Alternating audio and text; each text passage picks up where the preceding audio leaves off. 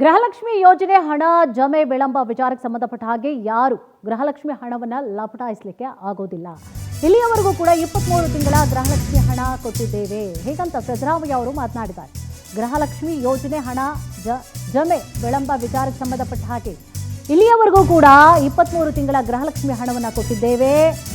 ಹಣ ನೇರವಾಗಿ ಫಲಾನುಭವಿಗಳ ಖಾತೆಗೆ ಹೋಗುತ್ತೆ.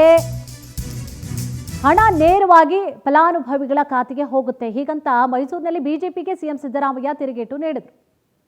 ಮಾರ್ಚಲ್ಲಿ ಬಿಡುಗಡೆ ಆಗಿಲ್ಲ. ಅದೇ ಯಾವಾಗ ಬಿಡುಗಡೆ ಮಾಡ್ತೀವಿ ನೋಡ್ತೀವಿ, ಪರಿಶೀಲನೆ ಮಾಡ್ತೀವಿ. ಯಾಕಂದ್ರೆ ಬಿಜೆಪಿ ಅದನ್ನ ಟಾರ್ಗೆಟ್ ಮಾಡ್ತಾ ಇದೆ, ಸುಳ್ಳು ಹೇಳ್ತಾ ಇದ್ದಾರೆ. ಅವ್ರು ಕೊಡ್ತಾ ಇದ್ದಾರ. ನಾವು ದುಡ್ಡು ಇಲ್ದೇನೆ ಈಗ ಇಲ್ಲಿವರೆಗೆ ಸುಮಾರು 23 ತಿಂಗಳು ಕೊಟ್ಟಿದ್ದೀವಿ. ದುಡ್ಡಿಲ್ಲೇ ಕೊಡಕ್ಕಾಗುತ್ತಾ? ಯಾರಪ್ಪ ಹೆಂಗ್ ಲಪ್ಟಾಯಿಸಕ್ಕಾಗುತ್ತ? ಅವ್ರ ಅಕೌಂಟ್ಗೆ ಹೋಗೋದು ಕಣೆ, ಲಪ್ಟಾಯಿಸೋ ಪ್ರಶ್ನೆನೇ ಇಲ್ಲ.